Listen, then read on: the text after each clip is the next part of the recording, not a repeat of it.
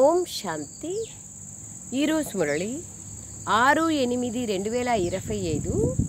మధురమైన పిల్లలారా, మీకు ఎంత సమయం దొరికితే అంత సమయం ఏకాంతంలోకి వెళ్ళి స్మృతి యాత్ర చేయండి. ఎప్పుడైతే మీరు మీ గమ్యాన్ని చేరుకుంటారో అప్పుడే ఈ యాత్ర పూర్తి అవుతుంది. మన గమ్యాన్ని చేరుకోవడం అంటే కర్మాతీత స్థితిని పొందడమే. అందుకని బాబా అంటున్నారు, మీకు ఎంత సమయం దొరికితే అంత సమయం ఏకాంతంలోకి వెళ్ళండి, స్మృతి యాత్ర చేయండి. ఎప్పుడైతే మీరు మీ గమ్యాన్ని చేరుకుంటారో అప్పుడు మీ యాత్ర పూర్తి అవుతుంది. ప్రశ్న: సంగమ యుగంలో బాబా పిల్లల్లో నింపే ఏ గుణం మొత్తం అర్ధకల్పం వరకు వారితో ఉంటుంది? జవాబు: ఏ విధంగా నేను అతి మధురంగా ఉన్నానో అలాగే పిల్లలని కూడా మధురంగా తయారు చేస్తాను అని బాబా అంటున్నారు. దేవతలు చాలా మధురంగా ఉంటారు, సంపూర్ణ పవిత్రులే మధురంగా ఉంటారు. పిల్లలైన మీరిప్పుడు మధురంగా అయ్యేందుకు పురుషార్థం చేస్తున్నారు. ఎవరైతే అనేకుల కళ్యాణాన్ని చేస్తారో, ఎవరిలో అయితే అసురీ ఆలోచనలు ఉండవో వారే మధురమైన వారు. వారికే ఉన్నత పదవి ప్రాప్తిస్తుంది, వారినే అందరూ పూజిస్తారు. దీంట్లో మధురంగా కావాలి అన్నారు. మధురంగా కావడం అంటే ఏమిటి అంటే బాబా అంటున్నారు, మధురంగా అయ్యే పిల్లలు ఎవరు అంటే ఎవరైతే అనేకుల కళ్యాణం చేస్తారో, అసురీ ఆలోచనలు ఉండవో వాళ్ళే మధురమైన వాళ్ళు, వాళ్ళే ఉన్నత పదవిని పొందుతారు. ఓం శాంతి. ఓం శాంతి. బాబా ఆత్మ ఈ శరీరానికి యజమాని అని బాబా అర్థం చేస్తున్నారు. మొట్టమొదట ఈ విషయాన్ని అర్థం చేయించాలి. ఎందుకంటే పిల్లలైన మీకిప్పుడు ఈ జ్ఞానం లభిస్తుంది. మనం ఒక ఆత్మ అని మొట్టమొదట అర్థం చేయించాలి. శరీరం ద్వారా ఆత్మ పని చేస్తుంది, పాత్రను అభినయిస్తుంది. ఇటువంటి ఆలోచనలు ఇతర మనుషులు ఎవ్వరికీ రావు. ఎందుకంటే అందరూ దేహాభిమానంలో ఉన్నారు. ఇక్కడ నేను ఒక ఆత్మననే సంకల్పంలో కూర్చోవడం జరుగుతుంది. ఇది నా శరీరం. ఆత్మనైన నేను పరంపిత పరమాత్మ సంతానమును. గడియ గడియ ఈ స్మృతిని మర్చిపోతూ ఉంటారు. మొట్టమొదట దీన్ని పూర్తిగా గుర్తుంచుకోవాలి.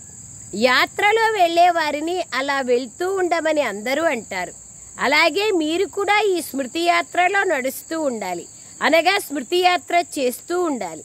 స్మృతి చేయనట్లయితే యాత్రలో లేనట్లే. దేహాభిమానం వస్తుంది. దేహాభిమానం వల్ల ఏదో ఒక చెడు కర్మ జరుగుతూ ఉంటుంది. అలాగని మనుష్యులు సదా వికర్మలు చేస్తారని కాదు. అయినా వారి సంపాదన అయితే ఆగిపోతుంది, లాభం లేదు, నష్టం లేదు. దీనికోసం బాబా దేహాభిమానం లేకొస్తే వికర్మలు జరుగుతాయని కాదు, వికర్మలు జరగకపోయినా నష్టమైతే ఉంది, సంపాదన అయితే జరగదు. దీనికోసం ఎంత వీలైతే అంత స్మృతి యాత్రలో ఉండాలి. స్మృతిలో బలహీనంగా అవ్వకూడదు. ఏకాంతంలో కూర్చోండి. మీతో మీరు విచారసాగర మంథనం చేసుకుంటూ పాయింట్లను తీస్తూ ఉండండి. ఎంత సమయం బాబా స్మృతిలో ఉంటున్నారు?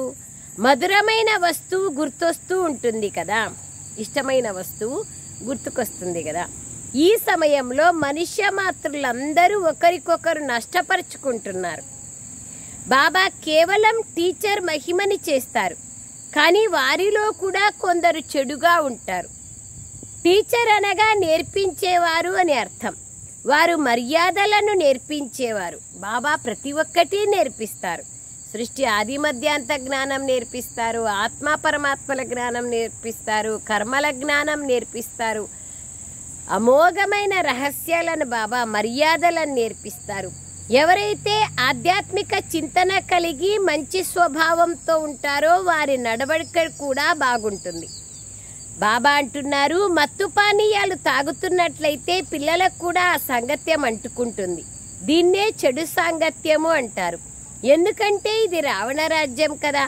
తప్పకుండా ఒకప్పుడు రామరాజ్యం ఉండేది, కానీ ఎప్పుడు ఉండేది? ఎవరు స్థాపన చేసినారు? ఇది ఎవరికి తెలియదు. ఈ అద్భుతమైన విషయాలన్నీ పిల్లలైన మీకు మాత్రమే తెలుసు. మధురం అతి మధురం, మధురాతి మధురం, స్వీట్ స్వీటర్ స్వీటెస్ట్ అని అంటారు కదా. అంటే అనేకమైన గ్రామర్లో బాబా చెప్తున్నారు అతి మధురము అని కూడా మధురాతి మధురము అని అంటారు. బాబా స్మృతిలో ఉంటూ మీరు పవిత్రంగా అయ్యి ఇతరులని కూడా పవిత్రంగా తయారు చేస్తారు. బాబా కొత్త సృష్టిలోకి రారు. సృష్టిలో మనుషులు, జంతువులు, పంట పొలాలు మొదలైనవన్నీ ఉంటాయి. అంతే కదా, మనుషుల కోసం అన్నీ కావాలా? మనుషుల కోసం అన్నీ కావాలి కదా. శాస్త్రాల్లో ఇచ్చిన ప్రళయం యొక్క వృత్తాంతం కూడా ఇప్పటిదే. ప్రళయం అనేది కాదు, అసత్యమైనది అది. వాస్తవానికి ప్రళయం జరగదు. ఈ సృష్టి చక్రం అలా తిరుగుతూనే ఉంటుంది. పరివర్తన అనండి, ప్రళయం అనండి, అంతా ఒకటే కదా. మేము పాతిళ్ళు పడగొడుతున్నామన్నా ఒకటే, కొత్తిళ్ళు కడుతున్నామన్నా ఒకటే. దానికి బాబా అంటున్నారు ప్రళయం అనేది లేదు అంటున్నారు బాబా. ఈ సృష్టి చక్రం అలా తిరుగుతూనే ఉంటుంది. పిల్లలు ఆది నుండి అంతిమం వరకు అన్నీ వారి బుద్ధిలో ఉంచుకోవాలి. మనుషులకు అనేక రకాలైన చిత్రాలు గుర్తుకొస్తూ ఉంటాయి. అలాగే మేళలు మొదలైనవి కూడా గుర్తుకొస్తాయి. అవన్నీ హద్దులోనివి. మీ స్మృతి అనంతమైనది. అలాగే మీ సంతోషము కూడా అనంతమైనది. మీ ధనము కూడా అనంతమైనది. మీ తండ్రి కూడా అనంతమైన వారి. హద్దులోని తండ్రి ద్వారా హద్దు యొక్క ప్రాప్తులు లభిస్తాయి. బేహద్దు తండ్రి ద్వారా బేహద్దు సుఖం ప్రాప్తిస్తుంది. ధనము ద్వారానే సుఖము లభిస్తుంది అనుకుంటారు. అక్కడ అపారమైన ధనం ఉంటుంది సత్యుగంలో. అక్కడ అన్ని సత్వప్రధానంగా ఉంటాయి. ఒకప్పుడు మేము సత్వప్రధానంగా ఉన్నాము, ఇప్పుడు మళ్ళీ తమో ప్రధానమైనాము అనేది మనకు తెలుసు. ఎందుకంటే దేహభ్రాంతి లేకొచ్చినామంటే వికర్మలు చేస్తూ వికారాలకు వశమైపోయినాం. సో మీలో కూడా బాబా అంటారు నంబర్ వారుగా మధురంగా, అతి మధురంగా, మధురాతి మధురంగా ఉన్నారు. బాబా కన్నా మధురంగా అయ్యేవారు ఉన్నారు. బాబా కన్నా ఎవరు మధురంగా కాలేరు. వారే ఉన్నత పదవిని పొందుతారు. ఎవరైతే అనేకుల కళ్యాణాన్ని చేస్తారో వారే మధురాతి మధురమైన వారు. బాబా మధురానికి డెఫినేషన్ చెప్తున్నారు, అర్థం చూడండి. అనేకుల కళ్యాణం చేసేవాళ్ళు మధురమైన వారు. కావుననే అందరూ వారిని తలుచుకుంటూ ఉంటారు. తేనె, పంచదార మొదలైన వాటినే మధురమని అనరు. మనుషులు నడవడికను ఉద్దేశించి కూడా ఇలా అనడం జరుగుతుంది. ఇతడు నా స్వీట్ చైల్డ్, మధురమైన సంతానం అంటారు కదా. సత్యుగంలో అశాంతిని కలిగించే వస్తువు ఉండదు, విషయము ఉండదు. అంత ఉన్నత పదవిని పొందేవారు తప్పకుండా ఇక్కడ పురుషార్థం చేసింటారు కదా. ఇప్పుడు కొత్త ప్రపంచం గురించి మీకు మాత్రమే తెలుసు. రేపు మీకోసం కొత్త ప్రపంచం సుఖధామంగా ఉంటుంది. శాంతి ఎప్పుడు ఉంటుందో మనుషులకు తెలియదు. ప్రపంచంలో శాంతి ఏర్పడాలి అని అంటూ ఉంటారు. ఒకప్పుడు విశ్వంలో శాంతి ఉండేదని, ఇప్పుడు మళ్ళీ దాన్ని స్థాపన చేస్తున్నారని పిల్లలైన మీకు తెలుసు. ఇప్పుడు ఈ విషయాలన్నీ అందరికీ ఎలా అర్థం చేయించాలి ఇంపార్టెంట్ అది. మనుషులకు చాలా అవసరమైన మంచి మంచి పాయింట్లను మీరు తయారు చేయాలి. విశ్వంలో శాంతి కోసం ఒక్కొక్కరు ఒక్కొక్క అభిప్రాయాన్ని చెప్తూ ఉంటారు. ఎందుకంటే అశాంతి చాలా ఎక్కువగా ఉంది. ఈ లక్ష్మీనారాయణల చిత్రాన్ని ముందు పెట్టాలి. వీరి రాజ్యం ఉన్నప్పుడు విశ్వంలో శాంతి ఉండేది. దానినే స్వర్గము, డైటీ వరల్డ్, దైవీ ప్రపంచం అంటారు. అక్కడ విశ్వంలో శాంతి ఉండేది. 5000 సంవత్సరాల క్రితం నాటి విషయాలు ఇవి. ఇంకెవ్వరికీ ఇవి తెలియదు. అతి ముఖ్యమైన విషయం విశ్వంలో శాంతి ఎలా స్థాపన అవుతుంది అని. ఆత్మలన్నీ పిలుస్తూ ఉంటాయి, కానీ ఇక్కడ మీరు విశ్వంలో శాంతిని స్థాపన చేసేందుకు పురుషార్థం చేస్తున్నారు. ఒకప్పుడు భారతదేశంలోనే శాంతి ఉండేది.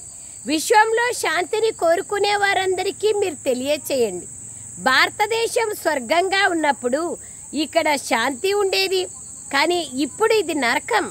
నరకమైన కలియుగంలో అశాంతే ఉంటుంది. ఎందుకంటే అనేక ధర్మాలున్నాయి. మాయా రాజ్యం ఇది. భక్తి యొక్క ప్రదర్శని కూడా ఎంత ఉంది చూడండి. ఓన్లీ షో, ఆర్భాటాలు మాత్రమే. దినప్రతి దినము ఇది వృద్ధి అవుతూ పోతుంది. మనుషులు కూడా మేళలు, తీర్థాలు మొదలైన వాటి వద్దకు వెళ్తూ ఉంటారు. అక్కడ ఏదో ఒక సత్యం ఉంది అని భావిస్తారు. వాటి ద్వారా మీరు పావనంగా కాలేరని ఇప్పుడు మీరు అర్థం చేసుకున్నారు. పావనంగా అయ్యే దారిని మనుషులు ఎవ్వరూ తెలియచేయడానికి వీల్లేదు. పతిత పావనుడైన బాబా మినహా పావనంగా అయ్యే ఉపాయము మరెవ్వరూ చెప్పడానికి వీల్లేదు. అంతే కదా. అందరూ చెప్తే ఇంకా అసలు బాబాకి విలువ ఏముంటుంది, పతిత పావనుడు అనేది ఏముంటుంది. తర్వాత శరీరదారులు ఎవరు చెప్పడానికి వీల్లేదు.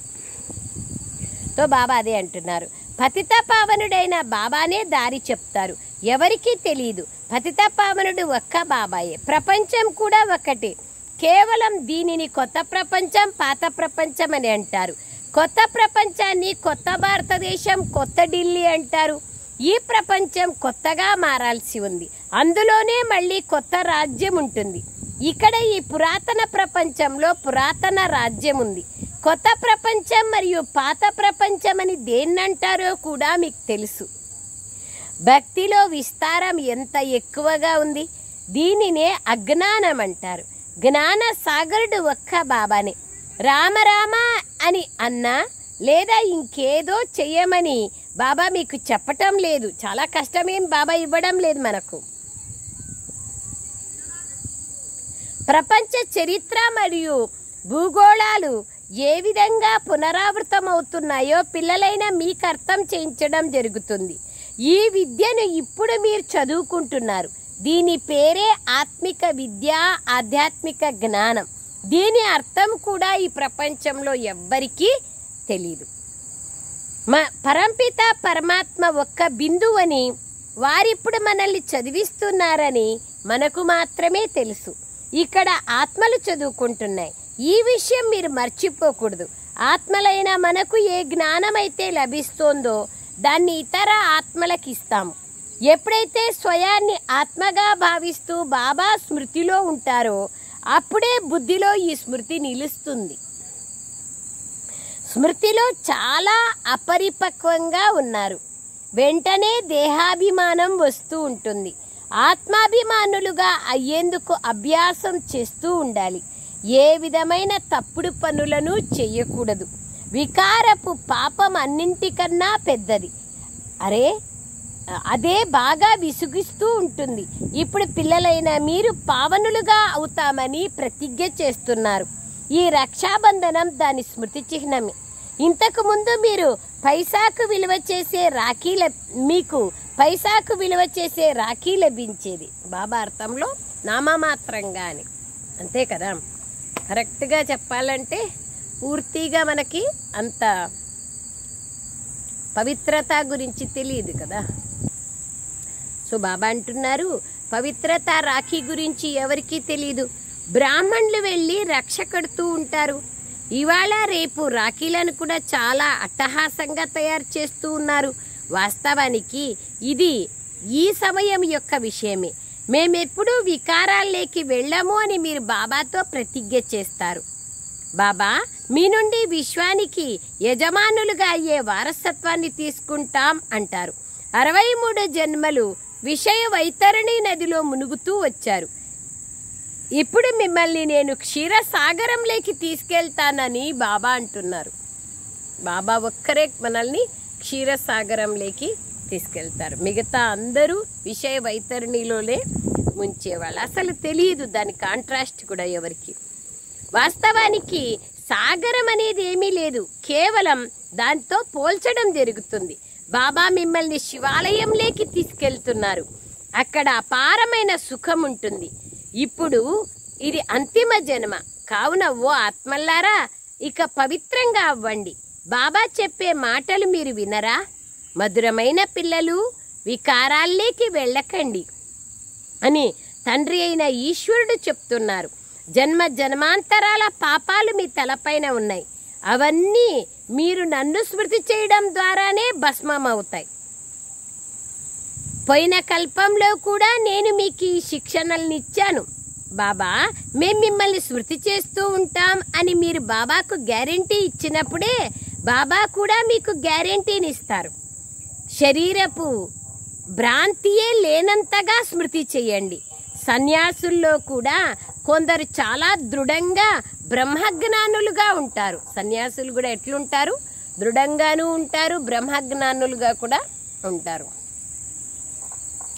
అంటే పవిత్రతలో చాలా మంచిగా పవిత్రత యొక్క ప్రతిజ్ఞ చేస్తారు, బ్రహ్మచర్యాన్ని పాటిస్తారు. అందుకే బాబా అంటున్నారు సన్యాసుల్లో కూడా చాలా దృఢంగా ఉండేవాళ్ళు ఉంటారు.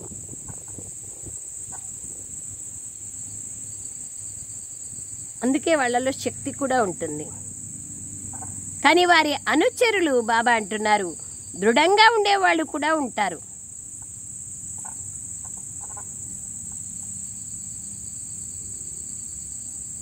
సన్యాసుల్లో కూడా కొందరు చాలా దృఢంగా బ్రహ్మజ్ఞానులుగా ఉంటారు. వారు కూడా అలా కూర్చుంటూ శరీరాన్ని వదిలేస్తారు. మీరు పావనంగా అయ్యి వాపస్ ఇంటికి వెళ్ళాలి బాబా చెప్తున్నారు. అంత పవిత్రంగా అవ్వాలి. వారు వారి మతం పైన నడుస్తూ ఉంటారు.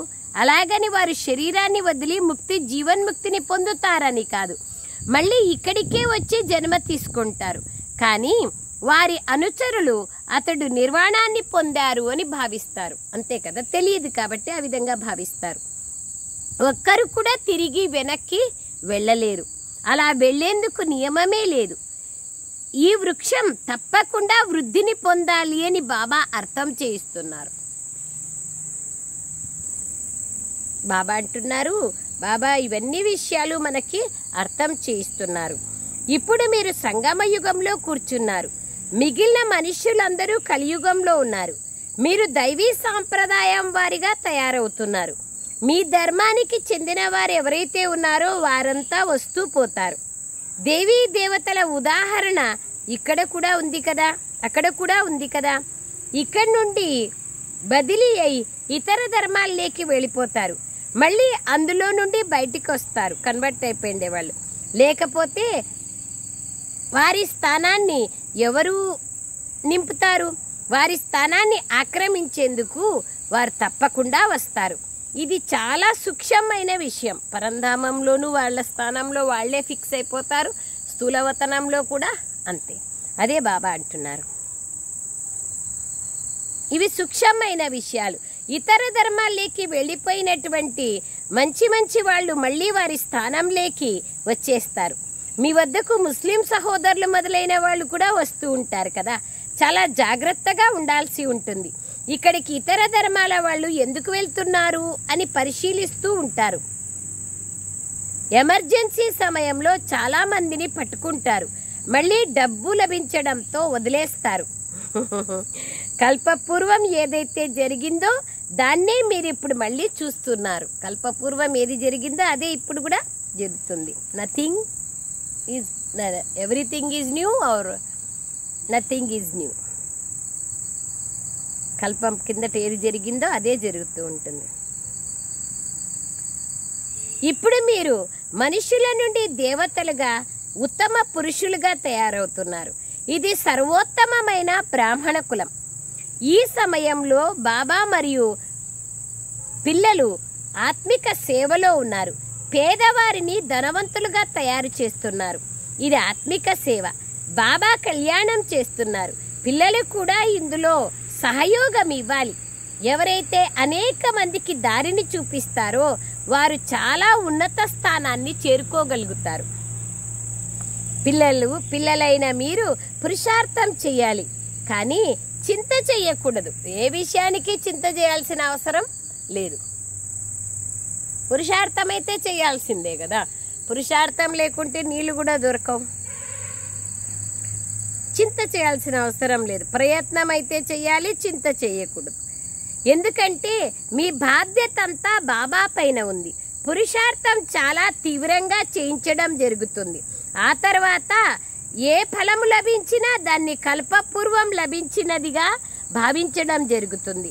పిల్లలు చింతించకండి అని బాబా తెలియచేస్తున్నారు. సేవలో శ్రమించండి. ఏమంటున్నారు బాబా? సేవలో శ్రమించండి, కష్టపడాలి. కృషితో నాస్తి దుర్భిక్షం కదా. ఎవరు తయారవ్వకపోతే మీరేం చేస్తారు?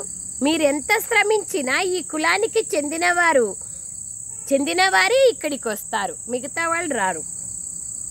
కొందరు మిమ్మల్ని తక్కువగా బాబా అంటారు, కొందరు మిమ్మల్ని తక్కువగా ఇబ్బంది పెడతారు, కొందరు మిమ్మల్ని ఎక్కువగా కష్టపెడతారు. దుఃఖాలు బాగా పెరుగుతున్నప్పుడు వారు మీ వద్దకు వస్తారని బాబా తెలియచేస్తున్నారు. మీరు చేసేది ఏదీ వ్యర్థం అవ్వదు. సరైన మార్గాన్ని చూపించడమే మీ పని. నన్ను స్మృతి చేసినట్లయితే మీ వికర్మలు వినాశం అవుతాయని బాబా చెప్తున్నారు. భగవంతుడు తప్పకుండా ఉన్నాడని చాలామంది అంటూ ఉంటారు. మహాభారత యుద్ధ సమయంలో భగవంతుడు ఉన్నాడని మహాభారత యుద్ధ సంగ్రామంలో చెప్తారు కదా, పాండవుల ప్రతి భగవంతుడు ఉండి పాండవులతో యుద్ధం చేయించినారు అని. కానీ అతడు ఏ భగవంతుడు అన్న విషయంలో తికమక పడుతున్నారు. కృష్ణుడైతే అప్పుడు ఎలా వస్తారు? కృష్ణుడు అదే పోలికలతో సత్యుగంలో ఉంటారు, మళ్ళీ ఏ యుగంలోనూ రారు. ప్రతి జన్మలో పోలికలు మారుతూ ఉంటాయి. ముఖ కవళికలు, సంస్కారాలు అన్నీ మారుతూ ఉంటాయి. సృష్టి ఇప్పుడు పరివర్తన చెందుతుంది.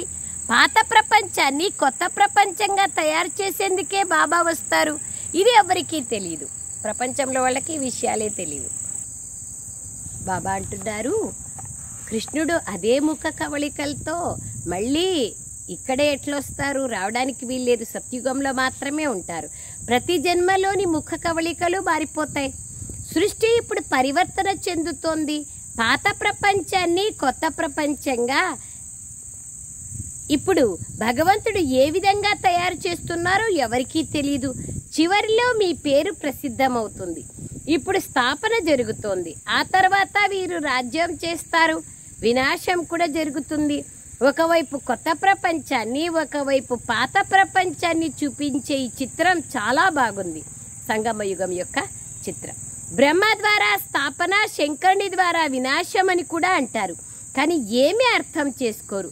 త్రిమూర్తి చిత్రమే ముఖ్యమైన చిత్రం. బ్రహ్మ, విష్ణు, శంకర్లు ముగ్గురు ఉన్నారు. స్థాపన, పాలన, వినాశం ఈ మూడు గురించి ఉంది త్రిమూర్తి చిత్రంలో.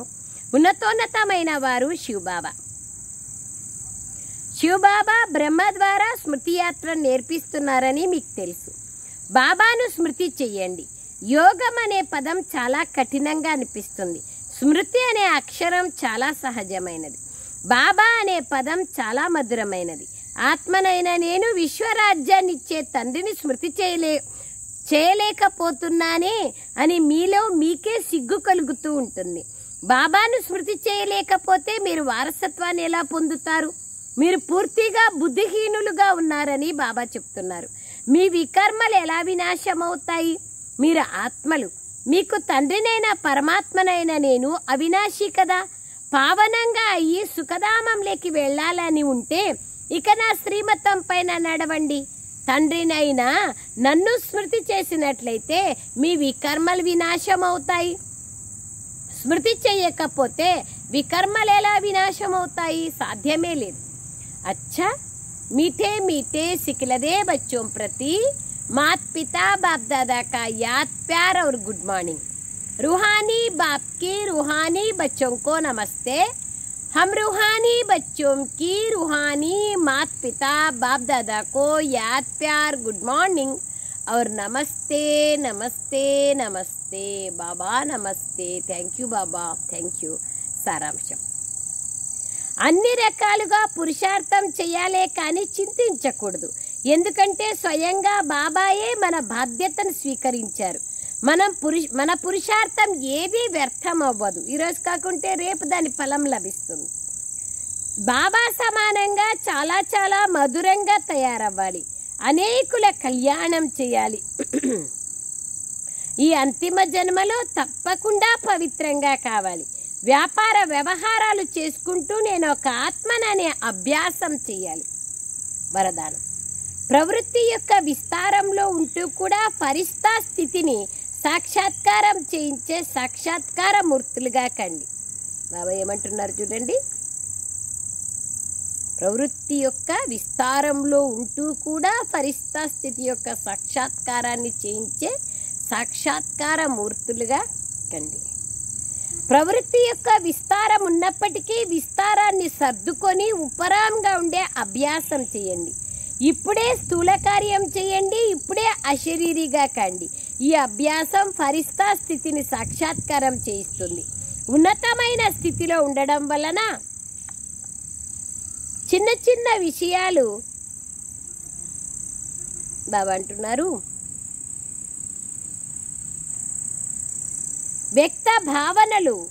వ్యక్త భావాలుగా అనుభవం అవుతాయి. ఉన్నతంగా వెళ్తుంటే కింది స్థితి స్వతహాగా దూరం అవుతుంది. శ్రమ నుండి రక్షింపబడతారు. సమయం కూడా మిగులుతుంది.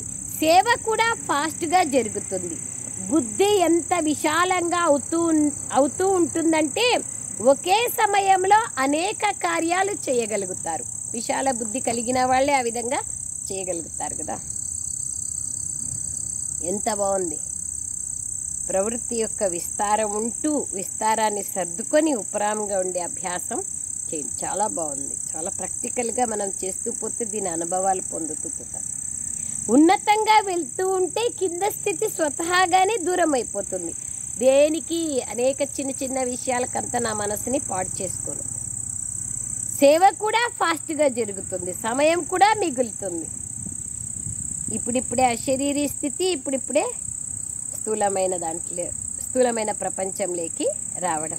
స్లోగన్: సంతోషాన్ని స్థిరంగా పెట్టుకోవాలంటే ఆత్మరూపి దీపానికి రోజు జ్ఞానం అనే నూనెను పోస్తూ ఉండాలి. అంతే కదా, నూనె వేస్తేనే దీపం వెలుగుతుంది. అవ్యక్త ప్రేరణ: సహయోగులుగా కావాలంటే పరమాత్మ ప్రేమ యొక్క అనుభవజ్ఞులుగా కండి. పిల్లలపైన బాబాకు ప్రేమ ఉంది కనుకనే పిల్లలు ఎవరైనా ఎలా ఉన్నా నావారు అని బాబా ఎల్లప్పుడూ అంటూ ఉంటారు. అలా మీరు కూడా సదా ప్రేమలో లవలీనమై ఉండండి. అలా మీరు కూడా ప్రేమలో లవలీనమై ఉండే స్థితిని బాబా అంటున్నారు.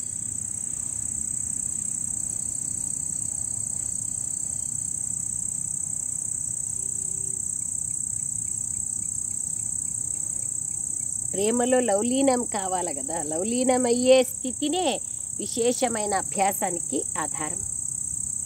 ఎవరైనా ఎలా బాబా అంటారు నావారు అని బాబా అంటూ ఉన్నప్పుడు అలా మీరు కూడా సదా ప్రేమలో లవలీనమై ఉండండి. మీరు కూడా బాబా అంతా మీదే అనే మనస్ఫూర్తిగా అనండి. ఎప్పుడూ అసత్య రాజ్య ప్రభావంలోకి రాకండి. శ్రేష్ఠ భాగ్యరేఖని చిత్రించుకునే కళాన్ని బాబా మీ చేతికిచ్చారు. మీరు ఎంత కావాలంటే అంత భాగ్యాన్ని తయారు చేసుకోవచ్చు. ఈ సంగమ యుగంలోనే తయారు చేసుకోవచ్చు. ఇంకా వేరే యుగాలు లేనే లేవు భాగ్యాన్ని తయారు చేసుకునేకి. Thank you Baba. ఓం శాంతి.